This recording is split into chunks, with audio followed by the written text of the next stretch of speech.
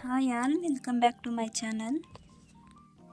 ಎಲ್ಲರೂ ಹೇಗಿದ್ದೀರಾ? I hope ಎಲ್ಲರೂ ಚೆನ್ನಾಗಿದ್ದೀರಾ ಅಂತ. ಇವತ್ತು ನಾನು ಅಕ್ಕಿ ರೊಟ್ಟಿ ಮತ್ತು ಬದನೆಕಾಯಿ ಚಟ್ನಿ ಮಾಡ್ತಾಯಿದ್ದೀನಿ. ಹೇಗೆ ಮಾಡೋದು ಅಂತ ನೋಡೋಣ. ಮೊದಲಿಗೆ ಬದನೆಕಾಯಿನ ತೂತ ಮಾಡಿಕೊಂಡು ಸುಟ್ಕೊಳ್ತಾ ಇದ್ದೀನಿ. ಹೈ ಫ್ಲೇಮಲ್ಲಿ ಇಟ್ಕೊಂಡು ಸುಟ್ಕೊಳ್ಬೇಕು. ಸಣ್ಣ ಉರಿಯಲ್ಲಿ ಇಟ್ಕೊಂಡ್ರೆ ಗಟ್ಟಿಯಾಗಿಬಿಡುತ್ತೆ ಬದನೆಕಾಯಿ. ಪೂರ್ತಿ ಸಿಪ್ಪೆ ಎಲ್ಲ ಕಪ್ಪಾಗಬೇಕು, ಆ ರೀತಿ ಸುಟ್ಕೊಳ್ಬೇಕು. ಅದ್ರ ಜೊತೆಗೆ ನಾನು ಹಸಿಮೆಣಸು ಕೂಡ ಸುಟ್ಕೊಳ್ತಾ ಇದ್ದೀನಿ. ಸುಟ್ಟಿದ್ದಾದ ನಂತರ ಸ್ವಲ್ಪ ತಣ್ಣಗಾದ್ಮೇಲೆ ಸಿಪ್ಪೆ ತೆಗೆದುಬಿಟ್ಟು ನೀಟಾಗಿ ತೊಳ್ಕೊಳ್ಬೇಕು.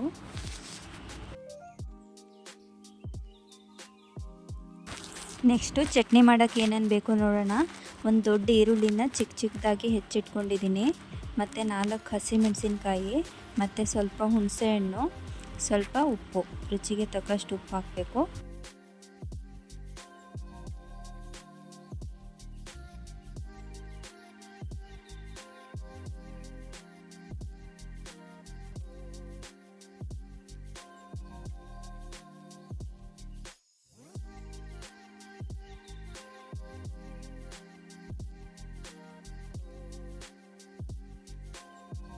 ಇವಾಗ ಅರ್ಧ ಈರುಳ್ಳಿ, ಹಸಿಮೆಣಸು, ಹುಣಸೆಹಣ್ಣು ಮತ್ತು ಉಪ್ಪನ್ನು ಸ್ವಲ್ಪ ತರಿಯಾಗಿ ಕುಟ್ಕೊಳ್ಬೇಕು.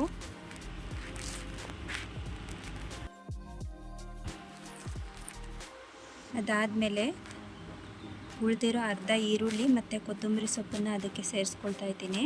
ಅದಾದಮೇಲೆ ಬದನೆಕಾಯಿನ ಸ್ವಲ್ಪ ಸಣ್ಣದಾಗಿ ಹೆಚ್ಚಿಬಿಟ್ಟು ಅದಕ್ಕೆ ಸೇರಿಸಿ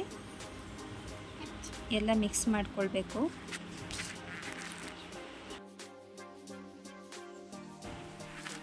ಈಗ ರುಬ್ಬಿಟ್ಕೊಂಡಿದ್ನಲ್ಲ ಹಸಿಮೆಣಸು ಮತ್ತು ಈರುಳ್ಳಿ ಎಲ್ಲ, ಅದನ್ನು ಮಿಕ್ಸ್ ಮಾಡ್ಕೊಳ್ತಾ ಇದ್ದೀನಿ. ಈಗ ಅದಕ್ಕೆ ಕೊಬ್ಬರಿ ಎಣ್ಣೆ ಹಾಕಿ ಮಿಕ್ಸ್ ಮಾಡ್ತಾ ಇದ್ದೀನಿ. ಈಗ ಚಟ್ನಿ ರೆಡಿಯಾಗಿದೆ.